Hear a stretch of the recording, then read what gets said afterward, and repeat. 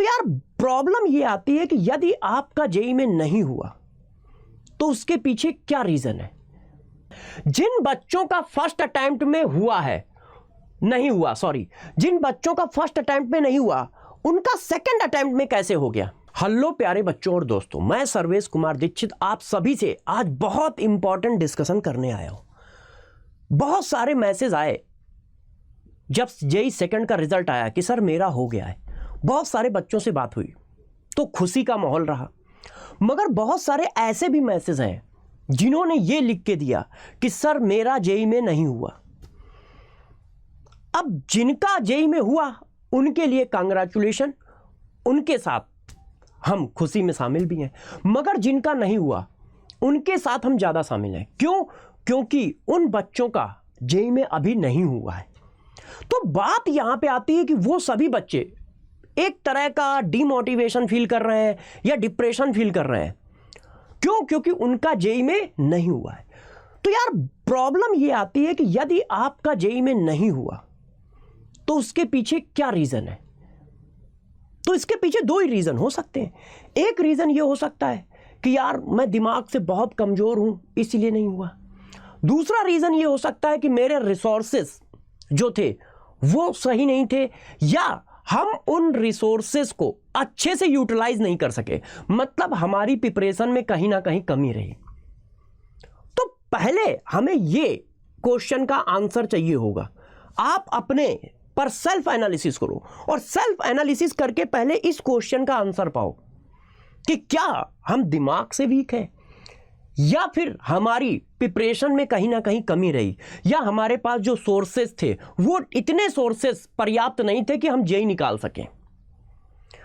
तो 99% बच्चों का आंसर और मेरा 100% बिलीव है कि ये दूसरा वाला आंसर है कि नहीं, हमारे पास रिसोर्सेज जो थे वो या तो ठीक नहीं थे या फिर हमारी प्रिपरेशन में कहीं ना कहीं कमी थी। ये जो है कि नहीं यार मैं दिमाग से वीक हूं, ये आंसर नहीं है। क्यों नहीं है? हमने आज तक 12 एग्जाम पास किए। आप 12th में होगे तो जेईई दे रहे होगे, या 12th पास हो चुके होगे तो जेईई दे रहे होगे।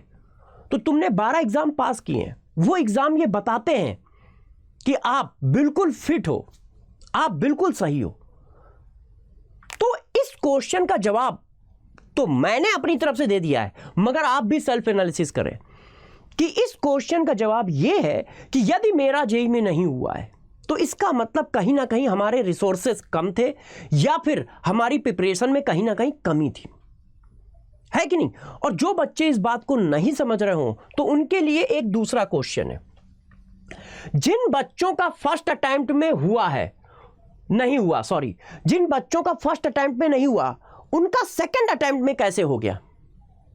भाई सेकंड अटेम्प्ट में कैसे हुआ उन बच्चों का सिलेक्शन। यदि वो इस काबिल नहीं थे कि जेईई ना निकाल पाए, तो यार आप भी जानते हो, हम भी जानते हैं, इतनी बायोलॉजी सबको पता है कि ऐसा नहीं होता है कि दिमाग 3-4 महीने में फंक्शन करना बहुत तेजी से चालू कर देगा और हम आइंस्टीन टाइप का बन जाएंगे। ऐसा तो नहीं हुआ होगा। हमारा दिमाग तो वही है। तो जब मेरा फर्स्ट अटेम्प्ट में उतना ही दिमाग चलता था तो सेकंड अटेम्प्ट में कैसे हो गया जब मैं फर्स्ट अटेम्प्ट में अटेम्प्ट नहीं कर पाया। तो इसका मतलब है कि लैक ऑफ प्रिपरेशन है। वो जितनी प्रिपरेशन का लेवल जेईई को चाहिए था उतनी प्रिपरेशन शायद हम फर्स्ट अटेम्प्ट में नहीं कर पाए थे, इसी वजह से सेकंड अटेम्प्ट में मेरा हुआ। तो जिन बच्चों का नहीं हुआ है सेकंड अटेम्प्ट में भी, तो वो अगली साल ट्राई कर सकते हैं। वो अपने ऊपर सेल्फ बिलीव रखें। मेरा ये कहना है कि वो अपने ऊपर सेल्फ बिलीव रखें। उन्होंने 12 एग्जाम पास किए हैं, वो 12th में आ चुके हैं, या तो 12th पास कर चुके हैं या करने वाले होंगे। तो वो अपने ऊपर सेल्फ बिलीव रखें कि नहीं, तुम काबिल हो, तुम कर सकते हो, तुम काबिल हो, तुम कर सकते हो। बस तुम्हें एक अच्छे गाइडेंस की जरूरत है, अच्छे रिसोर्स की जरूरत है, और इन चीजों में हम आपके साथ हैं, हम आपके साथ हैं। मगर फिर भी तो इसका मतलब ये निकल के आ रहा है कि जिन बच्चों का नहीं हुआ है, सेकंड अटेम्प्ट में नहीं हुआ है, वो परेशान ना हो, क्योंकि जिनका फर्स्ट अटेम्प्ट में नहीं हुआ था उनका सेकंड अटेम्प्ट में हुआ। तो वो कैसे हुआ? प्रिपरेशन करने की वजह से हुआ। वो प्रिपरेशन करने की वजह से हुआ। इसका मतलब जेईई कोई ऐसी चीज नहीं है कि जो नहीं होता है, बच्चे उसको नहीं कर पाते हैं। ये सिर्फ हुआ लोगों के थ्रू बनाया गया है, आपके थ्रू नहीं। अब बात आती है कि जिन बच्चों का नहीं हुआ है या कुछ नंबरों से रुका है, वो क्या करें? क्या हमेशा इस तरह से रोते रहें? आपकी सिर्फ रो रो के सिंपैथी बटोरे, मम्मी पापा से, भाई बहन से, रिश्तेदारों से, दोस्तों से, मोहल्ले वालों से।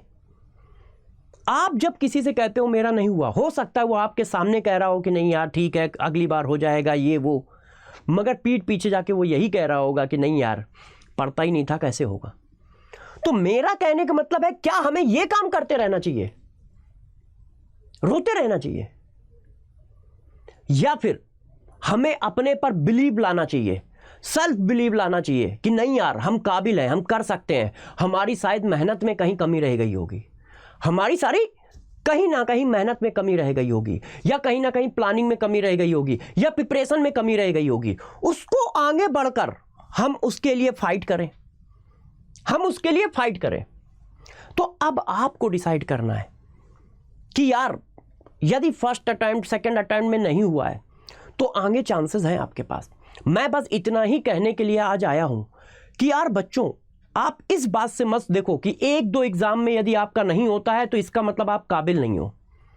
हजारों एग्जाम मैं ऐसे दे दूंगा जिनमें बहुत सारे लोगों का नहीं हुआ है और आज उनके नाम के झंडे गड़े हुए हैं। उन्होंने सेकंड अटेम्प्ट में ये चीज अचीव की, थर्ड अटेम्प्ट में ये चीज अचीव की।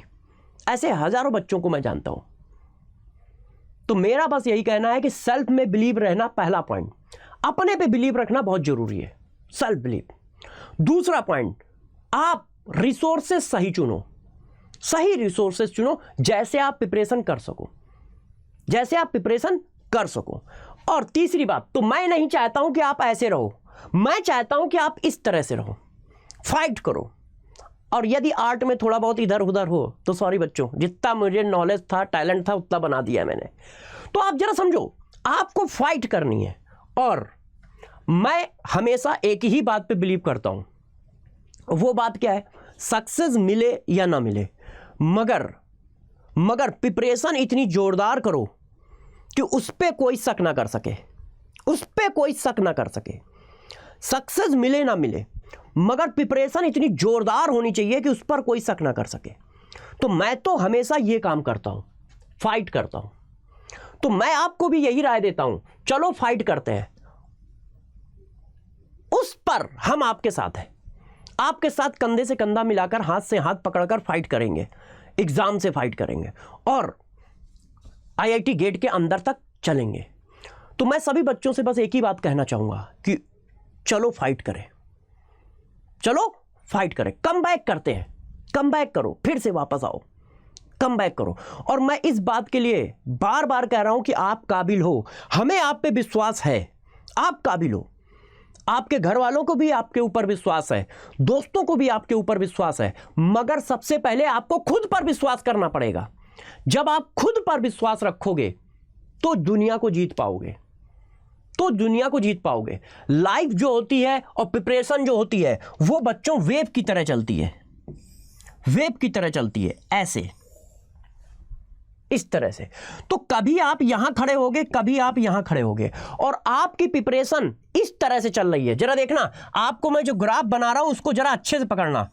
आपकी प्रिपरेशन इस तरह से चलती है, ऐसे ऐसे, मगर आप एंड ऑफ द डे देखो तो आपने इतना गेन किया है। जब आप नीचे हो तब भी आपने इतना गेन किया है, और जब आप नीचे हो तब भी आपने इतना गेन किया है, जब आप नीचे हो तब भी आपने इतना गेन किया है।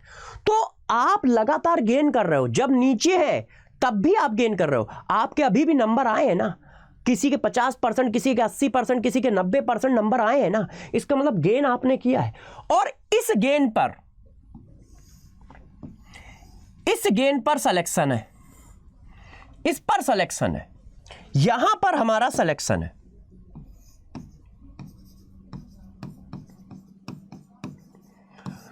तो अगला बॉटम भी जब आप बनाओगे तो आप सेलेक्ट हो चुके होगे, अगला बॉटम भी जब आप बनाओगे तो आप सेलेक्ट हो चुके होगे।